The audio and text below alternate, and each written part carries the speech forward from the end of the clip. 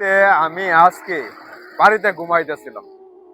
আমার দুটা বন্ধু আছে, এরা আমার এত পরিমাণে মনে করেন যে ফোনে বিরক্ত করে মনে করেন যে আমার নিয়ে আয় পড়ছে কই দেখেন যে বাইপাস যে আছে এই বাইপাসে। কিন্তু আসার পরে এনে একটা কাহিনী হয়েছে কি জানেন, যে আমার একটা বন্ধু আছে, তার একটা গাড়ি আছে, আমার যেহেতু নাই, তার একটা গাড়ি আছে, গাড়ি আছে টমটম, বুঝছেন? এই টমটম গাড়ি লিয়ে আয়া পড়ছে মনে করেন যে বাইপাসে ঘোরার লাগে।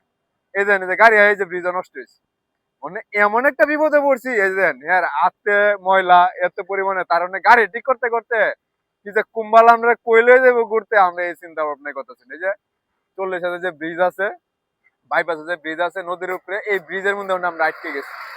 এই যে হি যে কামটা করতেছে হি কিন্তু অনেক গাড়ির মেকানিক্স, বুঝছেন? কেন লাগে অনেক গাড়ি ঠিক করতে হইব, লয়ে যাইবো। এরকম একটা জিনিস লয়ে আইছে যেটা তুই মনে হয় তুই নিতাত্তি নামটা এটা লয়ে আইছিস, কেন লাগে কথা ঠিক না? অবশ্যই আপনারা একটু কমেন্ট করে জানাবেন। এই যে টমটম একটা ভাঙ্গা গাড়ি লয়ে আইছে।